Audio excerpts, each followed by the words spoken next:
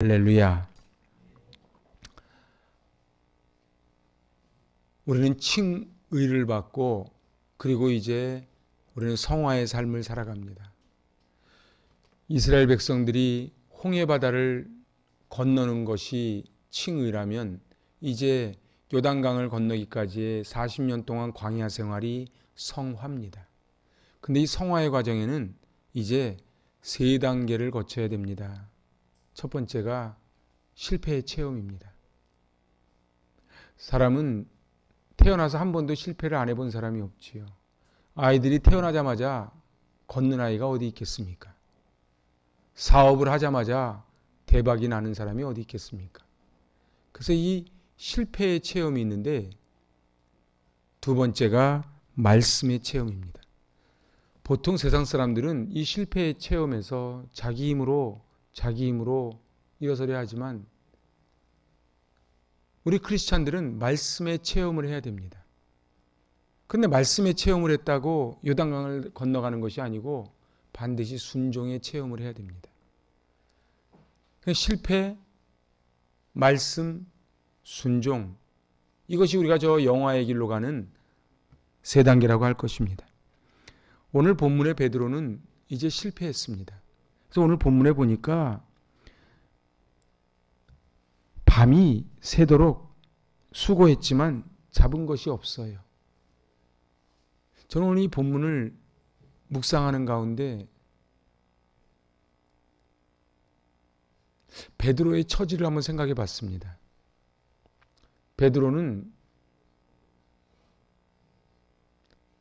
장모, 그것도 아픈 장모가 있습니다. 그러니까 베드로가 돈을 벌어야 장모 약값도 하고, 그리고 베드로는 처자식이 있지요. 내려오는 전설에 의하면은 예수님에게 안긴 아이를 못 오게 하니까 아이가 나한테 오는 거를 금하지 마라 했을 때 그 아이가 바로 베드로의 딸이다. 뭐 그렇게 이야기해요. 어쨌든 베드로는 자기 아이가 있었어요. 처자식이 있었으니 돈을 벌어야 되는데 어부가 어떻게 돈을 법니까? 물고기를 잡아야지요. 그런데 물고기를 밤새도록 애를 썼는데 허탕을 친 거예요. 그런데 놀라운 것은 베드로는 이 실패를 경험했고 그 다음 말씀을 체험했고 순종을 체험해서 하루 벌어 하루 먹던 이 갈릴리 어부가 예수님의 수제자가 되는 놀라운 복을 받습니다. 오늘 저는 이 갈릴리 바다에서 그물을 씻고 있는 베드로의 모습을 상상을 해봤습니다. 얼마나 초췌한 모습이겠습니까? 얼마나 맥이 빠지겠습니까? 제 권투 선수들 얘기 들어보니까 정타로 맞힐 때보다 헛스윙할 때가 훨씬 더 힘들대요. 야구 선수들을 물어보면 야구 정확하게 맞춰서 홈런 칠 때보다 헛스윙할 때가 훨씬 더 힘들다는 거예요. 베드로는 고기를 못 잡았으니 얼마나 어깨가 축 처졌겠습니까? 이 갈릴리 바다는 참 보기에 좋은 관광하는 곳이 아니고요. 치열한 생존에 심각한 먹고 사는 문제가 걸린 생존의 현장이 바로 이 갈릴리 바다입니다. 지금도 성지순례를 가면 꼭 먹는 게 베드로 고기입니다. 왜 그 고기를 베드로 고기라 그러는지 모르겠는데 하여튼 엄청 못생겼어요. 맛도 별로예요. 베드로 고기라고 그렇게 명명해서 팝니다. 이 베드로는 그걸 잡아야지 먹는데 자기는 열심히 수고를 했는데 근데 사실은 이게 성경의 이야기가 아니고 저와 여러분의 이야기입니다. 우리는 성경을 그냥 읽으면 마음으로 다가오지 않습니다. 그것이 바로 나의 이야기로 들어올 때, 타임머신을 타고 갈 때 이제 나에게 주는 은혜가 있지요. 저는 오늘 읽는 본문 중에 5절에 이 수고라는 단어가 눈에 딱 들어왔습니다. 우리들이 밤이 새도록 수고하였으되, 이 세 번역을 보니까요, 우리가 밤새도록 애를 썼으나 그러니까 저는 가끔 서울 나갈 일이 있어서 새벽에 6시쯤에 강변을 나가보면 깜짝 놀랍니다. 얼마나 사람들이 부지런한지 6시만 돼도 도로가 꽉 막혀요. 다 애를 써요. 다 수고합니다. 저 동대문 시장 가보세요. 얼마나 열심히 사는지. 제가 가끔 농담으로 그럽니다.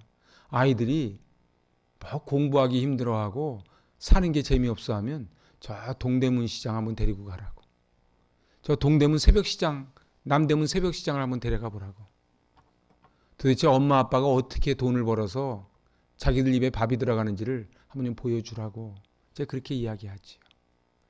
그런데 이 수고라는 이 단어가 헬라어로 코피마오입니다. 코피마오. 그러니까 어떤 분이 유머로 그래요. 코피나게 일해서 코피마오라고. 그러니까 이 베드로가 수고하였을 때 코피나게 일했는데 거둔 게 없는 거예요. 2000년 전 그 갈릴리 바다에서 그 코피나게 일했던 그 베드로, 허탕쳤던 그 베드로의 모습이 오늘 현대인들의 모습 아닙니까? 얼마나 열심히 삽니까? 사실 저도 굉장히 열심히 살아왔던 것 같아요. 코피나게 살았던 것 같아요. 그런데 이렇게 돌아보니까 어느 때는 열매가 별로 없는 거예요. 제가 저쪽 교회에 있을 때 어떤 새신자가 저한테 찾아와서 그럽니다. 목사님은 좋으시겠어요. 왜요? 그러니까 목사님 일주일에 한번 그렇게 나오셔서 설교 한번 하고 지내시니 얼마나 좋으세요. 해맑은 모습으로 그렇게 말씀하시길래 예, 그냥 그러고 말았어요. 그런데 뭐 했냐 그러면 저도 할 말이 없지만 저도 별로 쉴 틈이 없는 것 같아요.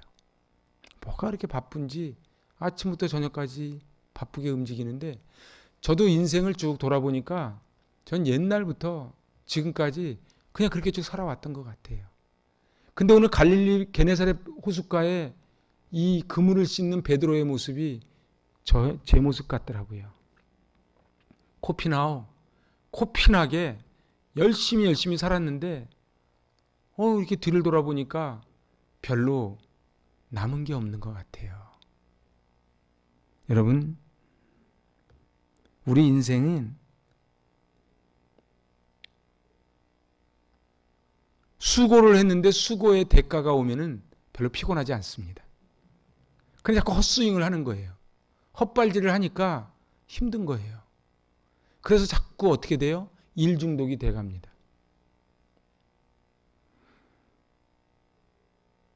수고는 수고대로 했는데 성과가 없는 거예요. 여러분들, 사람들은 착각하는 게 하나 있어요.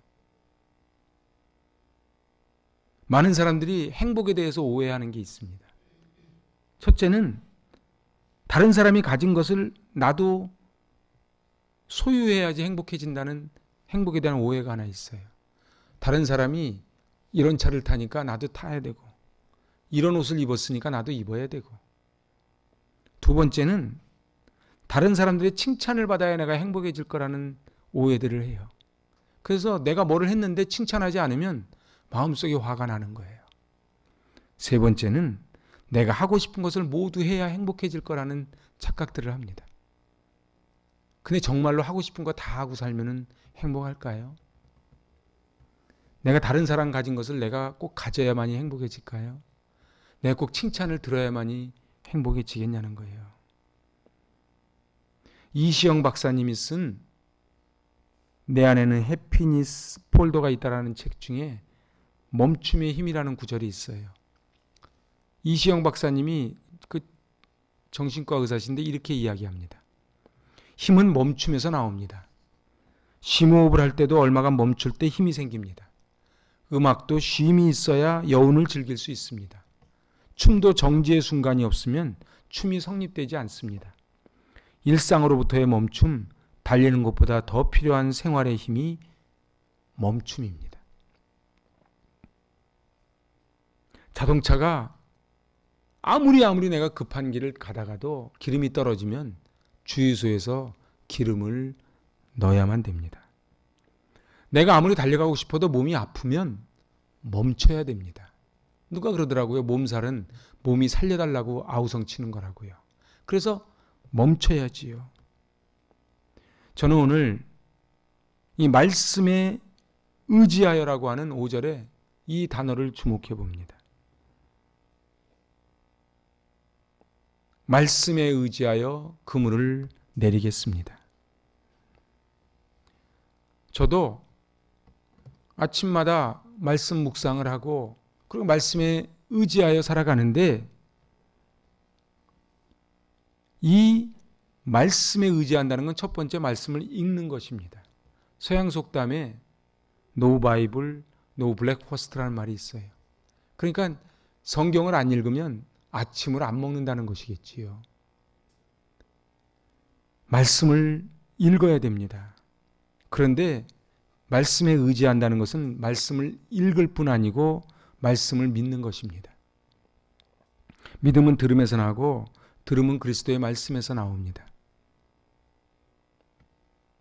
옛날, 지금은 예능교회죠. 옛날 연예인교회. 저 평창동 가는 쪽에. 연예인교회에서 연예인들이 모여서 성경 공부를 했대요. 지금 돌아가신 그 구봉소 장로님. 이제 동정녀 마리아가 성령으로 잉태되었다는 성경 공부를 하는데 한 사람이 난 그 딴 건 다 믿어도 그거 못 믿겠다는 거예요. 아니 어떻게 동정녀가 잉태할 수 있겠냐는 거예요. 그래서 같이 옥신각신하고 목사님이 설명하고 나는 못 믿겠다 그러고 계속 이야기하니까 갑자기 구봉수 장로님이 화를 버럭 내더래요. 야 임마, 남편인 요셉도 마리아를 믿었는데 네가 뭔데 안 믿냐 이러더래. 아니 요셉이 마리아를 믿었는데 네가 뭔데 안 믿어? 구봉수 장로님이 그러셨다는 거예요. 여러분들, 말씀을 믿는다는 거는요, 성경에 써져 있는 글자를 믿는 게 아니고 말씀 속에 담겨 있는 하나님의 능력을 믿는 것을 말합니다. 여러분들, 홍해바다 앞에 섰을 때에 너는 가만히 서서 여호와의 구원을 보라. 그럼 가만히 보는 거예요, 그냥. 근데 여호수아 3장을 보면요, 요단강을 건너갈 때 몸에 꺼두는 시기라 물이 한 길이 넘는데 놀라운 게 갈라지고 건넌 게 아니에요. 발을 내디디니까 갈라진 거예요. 저는 홍해바다도 그런 식으로 갈라졌다고 저는 봅니다. 영화에서처럼 쫙 갈라지니까 간 게 아니고 한 발 갈 때마다 조금씩 갈라졌죠. 우리 인생이 그런 것 같아요. 우리 인생은 하나님이 네가 나를 믿고 발을 내디딜 수 있겠느냐? 그래서 우리 옛날에 인디아나 존스 나오는 것처럼 절벽과 절벽을 건널 때 존스 박사가 다리가 다 놓여진 다음에 건넌 게 아니에요. 한 발 내디딜 때마다 하나씩 다리가 생겼지요. 우리 인생도 그러지 않겠습니까? 저 어저께도 어느 분하고 그런 대화를 나눴는데 우리 인생을 뒤를 돌아보니까 아주 기적처럼 여기까지 오지 않았습니까? 여러분 어떻습니까? 저는 그래요. 저는 정말 기적처럼 온 것 같아요. 저희 교회가 15년 됐는데 정말 기적처럼 여기까지 왔다고 생각하지 않으십니까? 여러분들 인생은 어떠세요? 밤이 맞도록 열심히 살았는데 열심히 산 그 덕에 살았다고 생각하십니까? 하나님이 코에 호흡을 멈추면 그만인 게 우리 인생이에요. 그런데 사람은 무엇을 믿느냐에 따라 그 인생이 달라집니다. 말씀에 의지하여 말씀을 믿는 자는 베드로 같은 그런 기적을 봅니다. 근데 돈을 믿는 사람은요, 돈을 붙잡고 삽니다. 이 사람은 돈이 있을 때는 힘이 있는 것 같지만 돈이 떨어지고 나면 쓰러지고 말지요. 말씀에 의지한다는 것은 하나님의 관점으로, 하나님의 생각으로 하나님을 본다는 거예요. 말씀에 의지한다는 것은 이 성경을 인용하여 자기 생각을 펼쳐가는 게 아니고 하나님의 뜻을 구하는 거예요. 그래서 내 뜻대로 안 하고 하나님의 뜻대로 가는 것입니다. 제가 이 본문을 읽으면서 참 회개도 많이 하고 생각을 많이 했습니다. 저는 제가 생각한 것이 하나님의 생각이라고 생각을 했습니다. 저는 하나님 중심이니까 제가 생각하는 게 하나님의 생각이라고 생각했지요. 그런데 내가 원하는 내가 아니고 하나님이 원하는 내가 돼야 됩니다. 너무 말이 빠릅니까? 내가 원하는 내가 아니고 하나님이 원하시는 내가 돼야 됩니다. 내가 원하는 행복이 가득한 교회가 아니고 하나님이 원하시는 행복이 가득한 교회가 되어야만 합니다. 내가 원하는 직분이 아니고 하나님이 원하시는 직분자가 되어야만 합니다. 내가 원하는 사업이 아니고 하나님이 원하시는 사업이 돼야 됩니다. 내가 원하는 미래가 아니고 하나님이 원하시는 미래가 돼야 됩니다. 짐 콜린스라는 분이 이런 유명한 말을 했어요. 저를 한번 따라해 보실래요? 좋은 것은 위대한 것의 적이다. 아주 중요한 말입니다. 저는 이 말이 맞다고 봐요. 좋은 것은 위대한 것의 적입니다.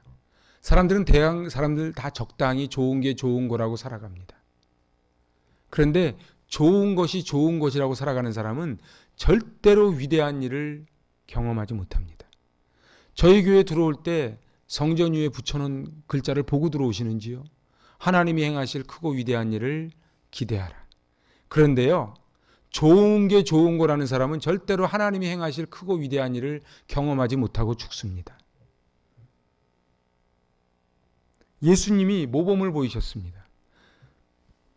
예수님이 겟세마네 동산에서 엎드려 기도하실 때에 이렇게 기도하십니다.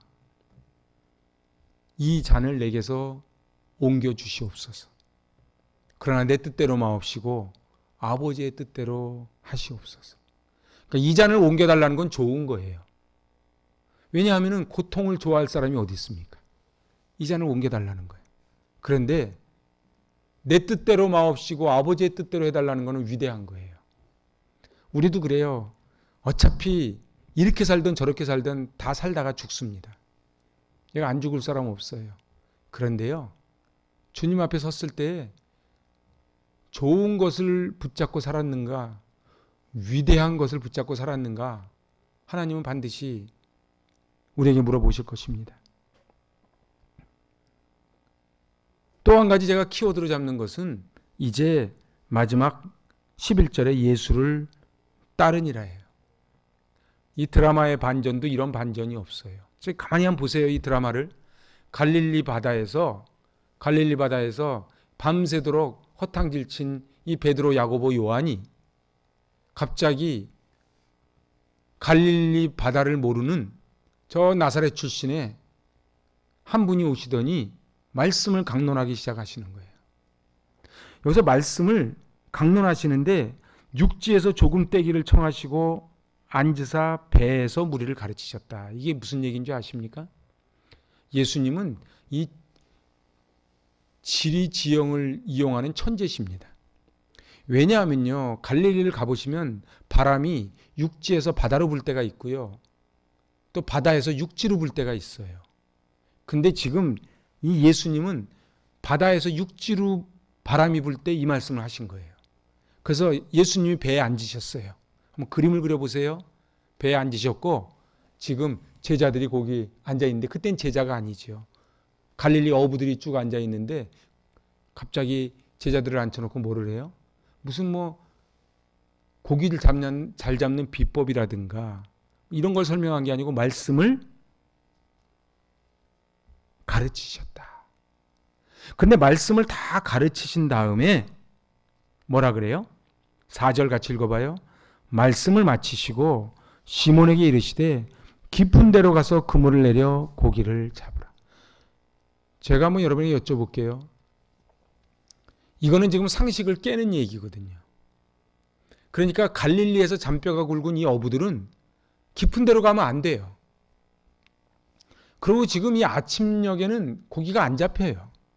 근데 갑자기 예수님이 밤이 아닌 아침에 낮은 곳이 아닌 깊은 데에 가서 그물을 내리래요. 그런데 베드로가 순종합니다. 이 비밀이 어디 있을까요? 그거는 말씀을 받은 거예요. 말씀을 받은 거예요. 그래서 말씀을 가르치시니까, 말씀을 받으니까 나는 밤이 새도록 수고했지만 잡은 것이 없었는데 말씀에 의지하여 내가 그물을 내리겠습니다. 여기 표준세 번역하고 공동번역에 보면 이 잡은 것이 없지만은과 말씀에 의지하여 사이에 그러나라는 단어가 들어갑니다. 그래서 저는 이 전체에서 제일 중요한 단어가 전 그러나라고 봅니다. 여러분들 우리 인생을 살다 보면요, 가끔 저한테 상담 오는 분이 있어요. 근데 제가 쭉 설명합니다. 그러면 올소이다마는 제 상황이 그렇게 안 됩니다. 그러고 가는 분이 있어요. 그런 분은 그러나가 안 되는 거예요. 제 생각엔 이해가 안 되는데, 그러나 하나님이 목사님을 통해서 말씀하셨으니 제가 한번 해보겠습니다. 그러면 역사가 나는 거예요. 제가 에스라 느헤미야 할 때도 설명드렸지만 성벽 쌓는 게 먼저가 아니고 예배 회복, 말씀 회복이 먼저입니다. 그러니까 느헤미야보다 에스라가 먼저 온 거지요. 꼭 잘 들어주시기 바랍니다. 예배에 실패하면 인생은 실패합니다.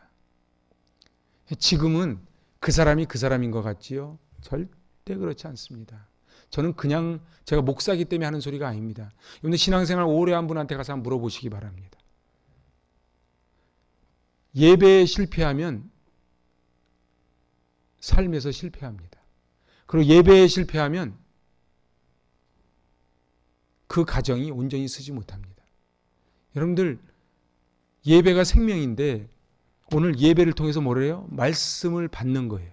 오늘 베드로가요, 그랬듯이 여러분들도 월화수목금토 세상 살다가 실패해서 상처받고 낙심돼서 이 자리에 찾아왔을 때 예수님이 그렇게 하셨듯 저도 하나님의 말씀을 가르치는 거예요.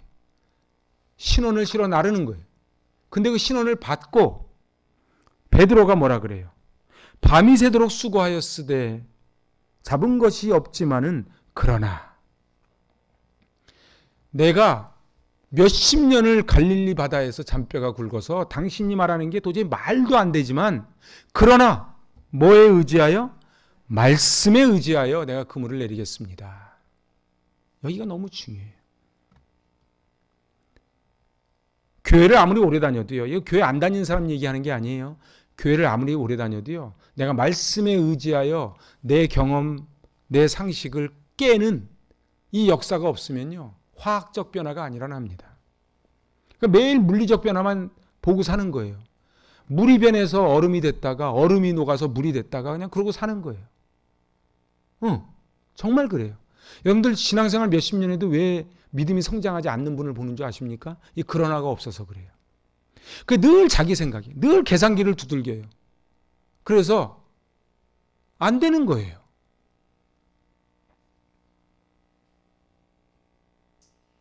근데 놀라운 거는 그물이 찢어질 만큼 많이 건진 거예요. 여기서는 포커스가 고기만이 잡았다가 아니에요. 고기만이 잡았다가 아니에요. 그러나의 결과가 대박이 난 거예요. 그랬더니 베드로 옆에 있던 야고보와 요한도 덩달아 대박이 나는 거예요. 여기서 좋은 사람 옆에 있으면 같이 대박을 맞는 거예요. 근데 있잖아요, 신앙생활을 깻묵같이 하는 사람들 있죠.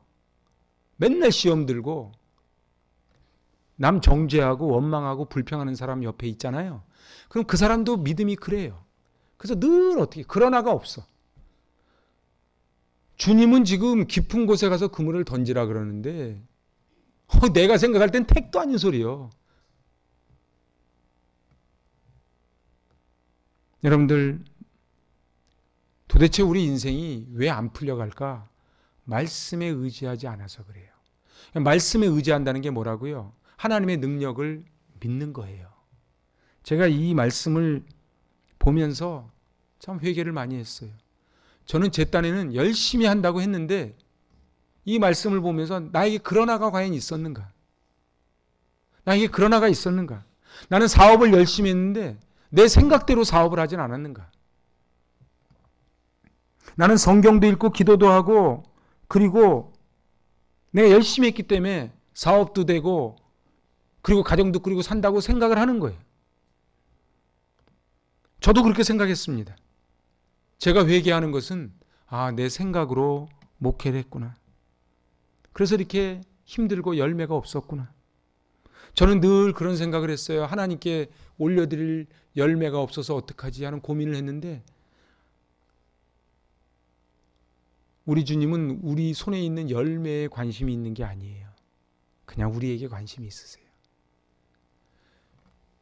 하나님은 이 교회를 세우셨을 때 이곳을 통해서 저 영혼들이 안식을 얻길 원하시는 거예요. 베드로가 물고기를 못 잡은 것으로부터 시작해서 말씀을 의지했고 이제 그래서 고기를 많이 잡았다 여기서 끝나면 그러면 이 본문을 잘못 보는 거예요. 애지중지하던 물고기를 베드로는 통째로 주님께 바칩니다. 그래서 11절 다시 읽어봐요. 그들이 배들을 육지에 대고 모든 것을 버려두고 예수를 따르니라. 그래서 모든 것을 버려두고 물고기도 버려두고 가족도 버려두고 그 자기의 전 재산 배도 버려두고 마가복음에 보면 아버지까지 버려두고 이건요 우리 보고 일터, 직장, 미래를 다 버리란 그런 뜻이 아니에요. 베드로 이 행동은 물고기보다 중요한 것이 있다는 걸 베드로는 깨달은 거예요. 우리는요 갈릴리 바다에 실패했던 베드로처럼 다 살아갑니다. 아니 제가 그렇습니다. 열심히 하지요. 열심히 하지요. 그런데 어떻게 돼요?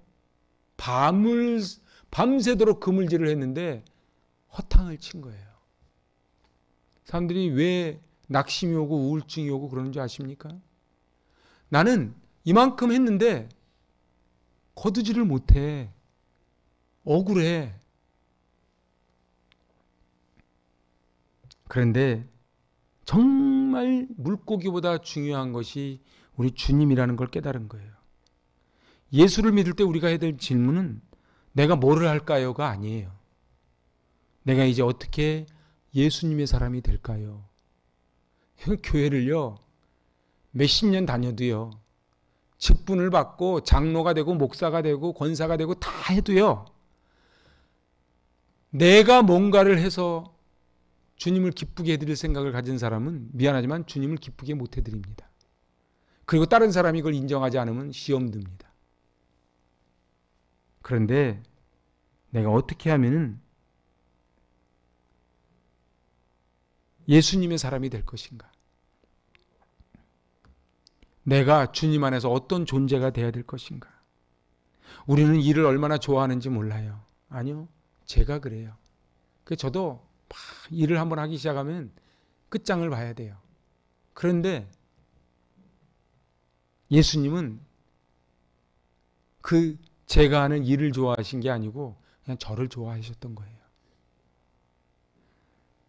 저희가 뭐를 했기 때문에 우리 주님이 우리를 좋아하신 게 아니고 그래서 누가복음 15장에 한 마리 잃은 양을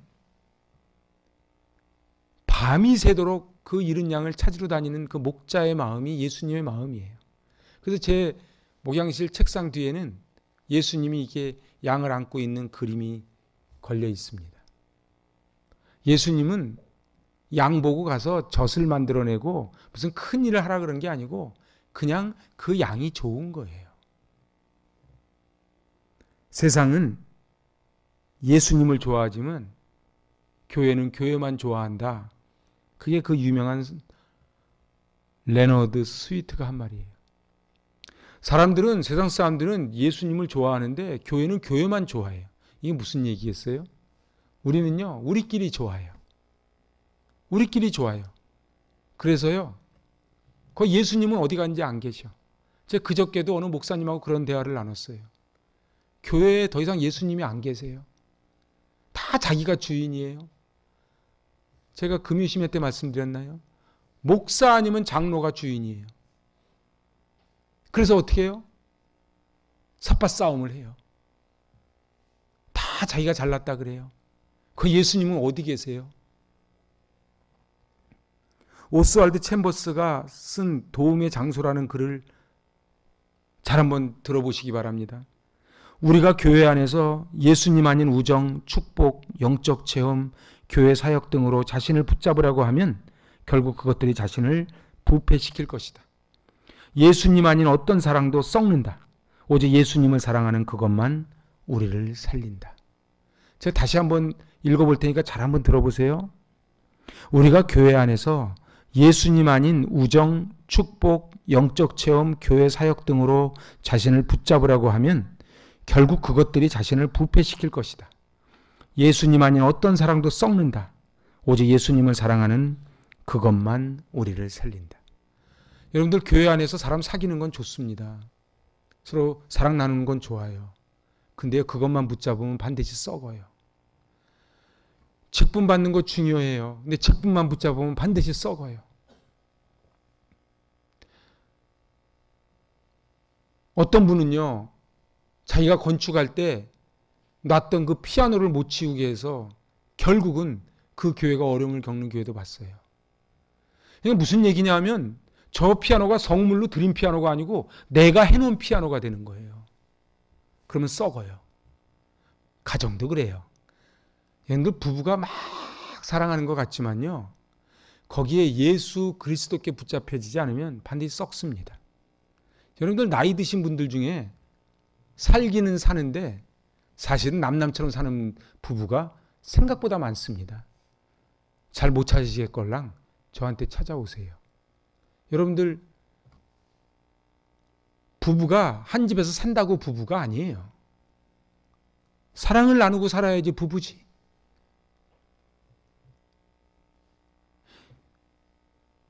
영적 체험, 교회 사역, 우정, 이 모든 것이요, 예수님 빠진 상태에서 하면은 반드시 썩습니다. 제가 이런 비슷한 얘기를 한 7년 전, 8년 전에 저기 저 유아실에서 제가 했어요. 여자분들을 한 9분을 앉혀놓고 거기 계셨던 9분 지금 다 안 계세요. 자기들끼리 얼마나 좋아 죽었는지 몰라요. 그래서 내가 가서 한번 찬물을 한번 확 끼얹었어요. 당신들끼리 이렇게 잘 지내는 건 좋은데 반드시 예수님이 가운데 계셔서 예수님 중심으로 은혜, 말씀, 기도로 모이지 않으면 이렇게 모이는 거는 반드시 사상 누각이다. 여러분들 저도 마찬가지고 너무 일하려고 그러지 마세요. 예수님은요, 우리에게 일하기를 원하지 않으세요. 그냥 우리가 좋으신 거야. 그래서 이 자리에 그냥 있으면 되는 거예요. 우리가 애들을 키우면서요, 애를 갖다가 일을 시켜 먹으려고 일을 시키는 부모가 어디 있겠어요. 그런데 애가 심부름하니까 그게 그냥 좋은 거지. 교회 안에는 예수 아닌 것에 목숨 걸면 그게 우리를 부패시킵니다. 잘 보세요. 내가 이게 예수님을 위한 건지 내 자존심을 위한 건지, 내가 이 일을 할 때 예수님을 위해서 하는 건지, 내가 또 명색이 권사인데, 명색이 목사 장로인데, 만약 그렇게 해서 하면은 그건 반드시 썩어요.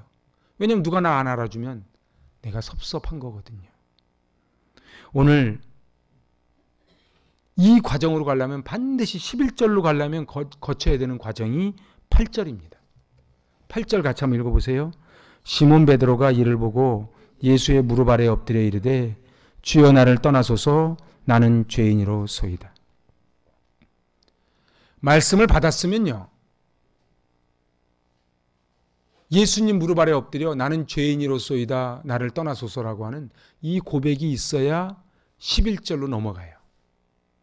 여러분들 예배를 드렸어요. 은혜를 받았어요. 그럼 반드시 있어야 되는 게 뭐예요? 나는 죄인이로소이다. 그게 있어야 돼요. 이 말씀은 저 집사가 들었어야 되는데, 나 정도 하는 사람 있으면 나와보라 그래. 겉으로는 표현 안 해도 혹시 속에 그런 마음이 있습니까? 그러면 우린 11절로 못 가요. 물고기를 잡지 말라는 소리가 아니에요. 물고기보다 더 중요한 것을 붙잡으라는 거예요. 그래서 오늘 10절 하반절에 이제 후로는 내가 사람을 취하리라.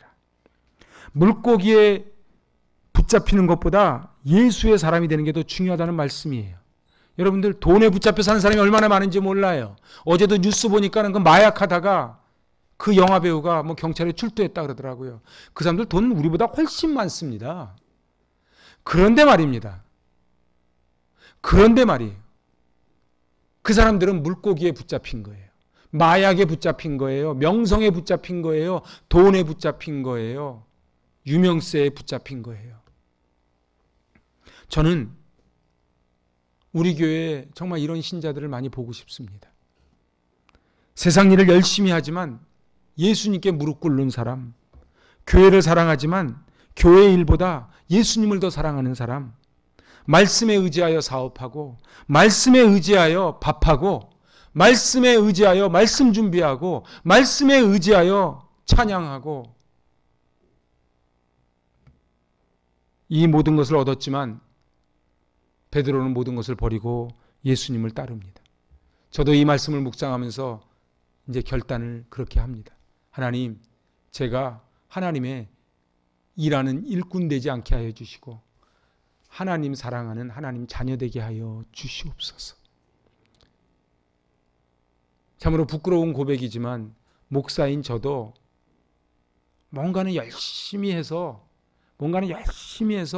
하나님께 뭔가를 내어드리고 싶은 마음이었는데, 제가 이 말씀을 묵상하면서 저에게 온 은혜는 하나님은 내가 뭔가를 해서 이루는 그거를 원하는 게 아니라는 거예요. 하나님은 그냥 내 존재 자체가 그냥 좋으신 거예요. 그래서 이사야 말처럼 눈에 넣어도 아프지 않은 거예요. 여러분들 자녀들이 뭔가를 했기 때문에 자녀를 이뻐하는 게 아니에요. 그냥 내 새끼니까 이뻐하는 거예요. 오늘 그 은혜가 있으면 좋겠어요. 그래서 이 물고기는 뭘로 상징이 돼요? 현대인들의 물질과 우리의 지식과 우리의 스펙과 관계와 우리가 갖고 있는 모든 것을 다 이 물고기에 비유합니다. 근데 그 물고기를 다 버려두고 예수님을 따릅니다. 제가 이제 말씀을 마치지요. 오늘 우리는 인생을 살아가면서 이 베드로처럼 실패할 때가 얼마나 많은지 모릅니다. 늘 실패합니다. 그런데 반드시 말씀의 체험이 있어야 돼요. 그 말씀의 체험이 있고 그 후에 순종의 체험이 있을 때에 갈릴리 어부가 베드로가 됩니다.